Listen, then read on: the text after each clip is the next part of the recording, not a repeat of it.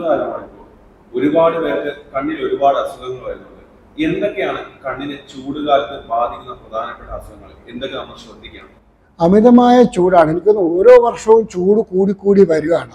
അപ്പോൾ ചൂടുകാലത്തിൻ്റെ പ്രത്യേകത നമുക്കെല്ലാം അറിയാവുന്ന പോലെ ആദ്യത്തേത് ചൂട് തന്നെയാണ്. അതിഭീകരമായ ചൂട് കാരണം ഞാനിപ്പോൾ വേർക്കുന്ന പോലെ എല്ലാവരും വേർത്തുകൊണ്ടിരിക്കുന്നു. സ്വാഭാവികമായിട്ട് വേർക്കുമ്പോൾ നമ്മൾ എന്താ ചെയ്യുന്നത്? മുഖം തുടയ്ക്കുമ്പോൾ നമ്മൾ ഉപയോഗിക്കുന്ന കർച്ചീഫോ ടിഷ്യൂവോ അല്ലെങ്കിൽ കൈകളോ ആണെങ്കിൽ അതിൻ്റെ അകത്ത് അണുബാധ ഉണ്ടെങ്കിൽ നമുക്ക് ചെങ്കണ്ണ് വരാനുള്ള സാധ്യത വളരെ കൂടുതലാണ്. അപ്പം അതിൽ നിന്ന് തന്നെ ആദ്യത്തെ ഉത്തരം, ചൂട് കാലത്ത് ഒരുപാട് വേർക്കുന്നത് കൊണ്ട് കൈവച്ചോ തൂവാല വെച്ചോ കണ്ണ് തുടയ്ക്കുകയാണെങ്കിൽ കൈ ആദ്യം ശുദ്ധീകരിക്കുക. സോപ്പും വെള്ളം വെച്ച് കൈ കഴുകിയ ശേഷം മാത്രമേ നമ്മൾ മുഖം തുടയ്ക്കാൻ പാടുള്ളൂ. വേറൊരാളുടെ തൂവാലയോ അല്ലെങ്കിൽ എവിടെയെന്നെങ്കിലും വെളിയിൽ വെച്ചിട്ടുള്ള ടിഷ്യൂ പേപ്പർ വെച്ച് നമ്മുടെ കണ്ണ് തുടയ്ക്കാൻ പാടില്ല.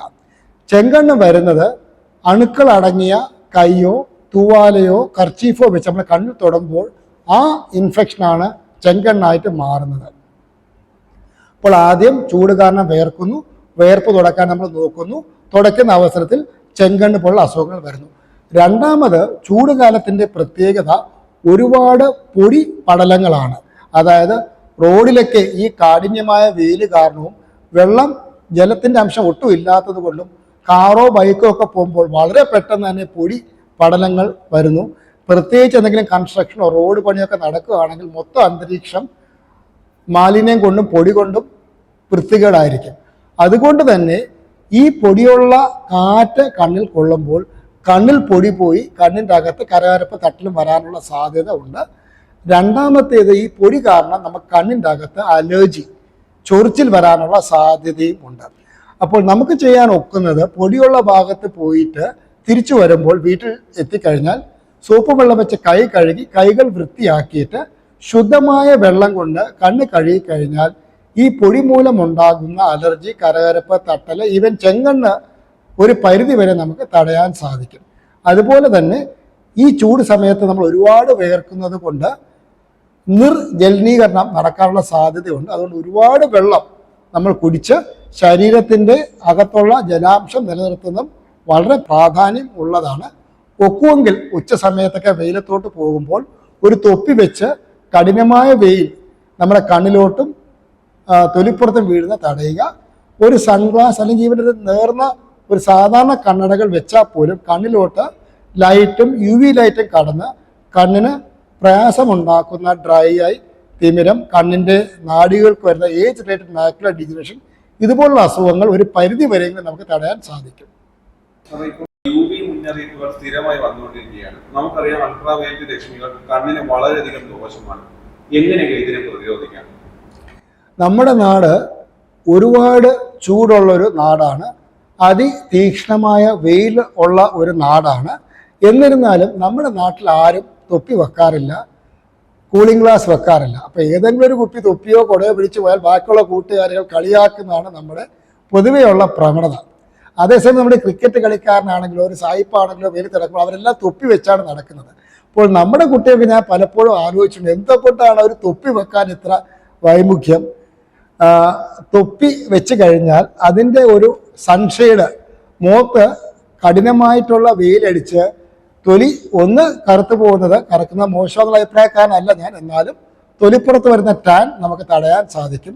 അമിതമായ വെയിൽ മുഖത്തടിച്ചു കഴിഞ്ഞാൽ മുഖത്ത് ചുളു വരാനും പ്രായം കൂടാനും ഒക്കെ ഉള്ള സാധ്യത വളരെ കൂടുതലാണ്. അതുകൊണ്ട് കഴിവതും ഒരു തൊപ്പിയോ അല്ലെങ്കിൽ കുടയോ ചൂടുന്നത് വളരെ നല്ലതാണ്. രണ്ടാമത്, കണ്ണിൻ്റെ അകത്ത് UV ലൈറ്റ് കടക്കുന്നത് കണ്ണിന് നല്ലതല്ല. പല പഠനങ്ങളും കാണിച്ചിട്ടുള്ളത് UV ലൈറ്റ് കാരണം കണ്ണിന് തിമിരം വരാനുള്ള സാധ്യത കൂടുതലാണ്. അമിതമായ UV ലൈറ്റ് എക്സ്പോഷർ കാരണം കണ്ണിൻ്റെ നാഡിയായ റെറ്റിനയ്ക്ക് ഏജ് റിലേറ്റഡ് മാക്യുലർ ഡീജനറേഷൻ എന്ന് പറയുന്ന നാഡികൾക്കുണ്ടാവുന്ന അസുഖം വരാനുള്ള സാധ്യതയും കൂടുതലാണ്. നമ്മൾ കൂളിംഗ് ഗ്ലാസ് അല്ലാത്ത സാധാരണ ഒരു കണ്ണടകൾ വെച്ചാൽ പോലും 80% UV ലൈറ്റ് അത് കട്ട് ചെയ്യുന്നത് കൊണ്ട് കണ്ണിന് ഒരുപാട് പ്രൊട്ടക്ഷൻ ലഭിക്കുന്നു. അതിൻ്റെ കൂടെ UV ഫിൽട്ടറുള്ള കണ്ണടകളോ ഒരു സൺഗ്ലാസോ വെച്ച് കഴിഞ്ഞാൽ നമുക്ക് ഓൾമോസ്റ്റ് 100% UV പ്രൊട്ടക്ഷൻ കിട്ടുമെന്നുള്ളത് കൊണ്ട് നിർബന്ധമായും അമിതമായി ചൂടും വെയിലുമുള്ള സമയത്ത് സൺഗ്ലാസോ അല്ലെങ്കിൽ അറ്റ്ലീസ്റ്റ് സാധാരണ കണ്ണടകളോ വെക്കുക. ഒരുപാട് വെയിലുള്ള സമയത്ത് അതിൻ്റെ കൂടെ തൊപ്പിയോ കുടയും കൂടെ ചൂടുന്നത് എന്തുകൊണ്ടും വളരെ നല്ലതായിരിക്കും. കണ്ണുകളുടെ മാത്രമല്ല ശരീരത്തിൻ്റെ സ്കിന്നിൻ്റെയും ക്യാൻസർ വരാനുള്ള പ്രക്രിയയുടെയും എല്ലാം പ്രൊട്ടക്ഷനായിട്ട് ഇതൊക്കെ സഹായിക്കും. ഡിജിറ്റൽ യുഗത്തിലേക്ക് മാറുകയാണ് ലോകം മുഴുവൻ. പലർക്കും മണിക്കൂറുകളോളം സ്ക്രീനിന് മുന്നിൽ ഇരിക്കേണ്ട അവസ്ഥയാണുള്ളത്. എന്തൊക്കെ മുൻകരുതലുകളാണ് IT മേഖല ഉൾപ്പെടെയുള്ളവയിലെ ജീവനക്കാർ കൈക്കൊള്ളേണ്ടത്? എനിക്ക് തോന്നുന്നു ഇപ്പോൾ ഈ ചോദ്യം ഒന്ന് റീഫ്രേസ് ചെയ്യേണ്ടതെന്ന് തോന്നുന്നു. IT മേഖലയിലുള്ള ഉദ്യോഗസ്ഥരോ കുട്ടികളോ മാത്രമല്ല, എന്നെപ്പോലുള്ള ഡോക്ടർമാരും നിരന്തരം കമ്പ്യൂട്ടറിലാണ്. പണ്ടൊക്കെ ടോർച്ചടിച്ച് കണ്ണ് നോക്കുന്ന കാലം മാറിയിട്ട് കണ്ണിൻ്റെ ഞരമ്പിൻ്റെ OCT സ്കാനിങ്ങും കണ്ണിൻ്റെ കൃഷ്ണമണിയുടെ ടോപ്പോഗ്രഫി സ്കാനിങ്ങും കണ്ണിൻ്റെ നാഡികളുടെ ഫോട്ടോയും എല്ലാം കമ്പ്യൂട്ടർ സ്ക്രീനിലൂടെ നോക്കിയിട്ടാണ് ഡോക്ടർമാരിപ്പോൾ പലപ്പോഴും ചികിത്സിക്കുന്നത്. അതുകൂടാതെ ഇപ്പോൾ ഞങ്ങളുടെ മേഖലയിലും ആർട്ടിഫിഷ്യൽ ഇൻ്റലിജൻസ് AI കടന്നു കൂടിയിട്ടുണ്ട്. ഇപ്പോൾ 2 ഇമേജ് വെച്ചിട്ട് ഇതിൽ നിന്ന് ഇതിലോട്ട് ഒരു വർഷത്തിനകത്തുള്ള വ്യതിയാനം എത്ര, ഇങ്ങനെ പോയി കഴിഞ്ഞാൽ 5 വർഷം കഴിയുമ്പോൾ ഇദ്ദേഹത്തിന് എന്തൊക്കെ അസുഖങ്ങൾ വരാമെന്നുള്ള AI പോലുള്ള സോഫ്റ്റ്വെയർ ഉപയോഗിച്ചുള്ള ചികിത്സയാണ് ഇപ്പോൾ നേത്ര വിദഗ്ധരാണെങ്കിലും മറ്റ് മെഡിക്കൽ മേഖലകളാണെങ്കിലും നടക്കുന്നത്. അതുകൊണ്ട് തന്നെ കമ്പ്യൂട്ടറിൻ്റെ ഉപയോഗം കമ്പ്യൂട്ടർ പ്രൊഫഷണൽസിന് മാത്രമല്ല, എന്നെപ്പോലുള്ള ഡോക്ടർമാർക്കും എൻ്റെ മക്കൾ ഇപ്പോൾ പഠിക്കുന്ന മുഴുവൻ iPadലോ കമ്പ്യൂട്ടറിലോ ആണ്, പഠിക്കുന്ന കുട്ടികൾക്കും എല്ലാം വളരെ പ്രസക്തമായൊരു ചോദ്യമാണ്. അപ്പോൾ നമുക്ക് ചെയ്യാൻ ഒക്കുന്നത് എല്ലാ 20 മിനിറ്റിലും ഒരു 30 സെക്കൻഡെങ്കിലും കണ്ണടച്ച് കണ്ണിന് വിശ്രമം കൊടുക്കുക. കണ്ണടക്കണമെന്ന് നിർബന്ധമില്ല. കണ്ണിൻ്റെ അകത്തുള്ള പേശിയായ സിലിയറി മസിൽസിന് വിശ്രമം കിട്ടാൻ വിദൂരത്തിലുള്ളൊരു കാര്യത്തിൽ നോക്കിയാൽ മതി.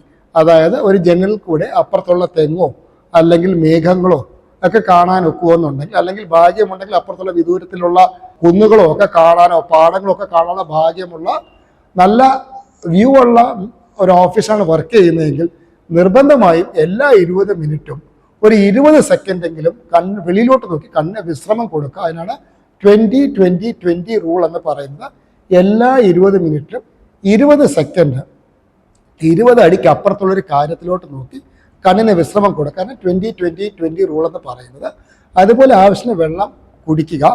കമ്പ്യൂട്ടർ ഉപയോഗിക്കുമ്പോൾ നമ്മളെ കണ്ണിൽ വരുന്ന മറ്റൊരു വ്യത്യാസം, നമ്മളെ കണ്ണിൻ്റെ ഇമ വെട്ടുന്നത് ബ്ലിങ്ക് റേറ്റ് എന്ന് പറയും.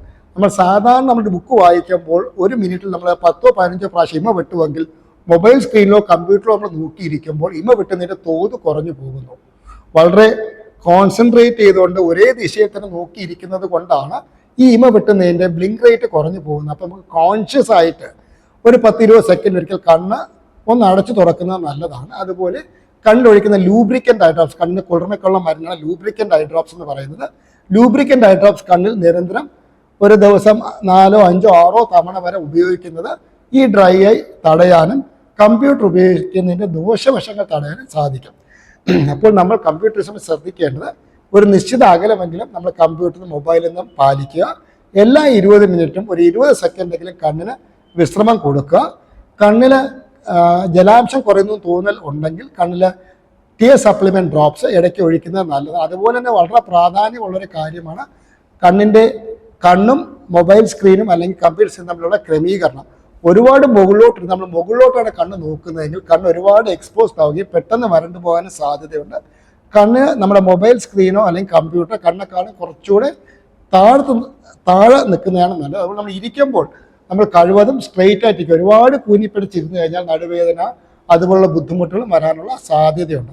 അപ്പോൾ ഇത്രയും കാര്യങ്ങൾ ശ്രദ്ധിച്ചു കഴിഞ്ഞാൽ കമ്പ്യൂട്ടർ പ്രൊഫഷണൽസ് മാത്രമല്ല, ഡോക്ടർമാർക്കാണെങ്കിലും പഠിക്കുന്ന കുട്ടികൾക്കാണെങ്കിലും മറ്റ് ജോലി ചെയ്യുന്നവർക്കാണെങ്കിലും കമ്പ്യൂട്ടർ യൂസ് ചെയ്യുമ്പോൾ അതിൻ്റെ ദോഷവശങ്ങൾ നമുക്കൊരു പരിധി വരെയെങ്കിലും പരിഹരിക്കാൻ സാധിക്കും.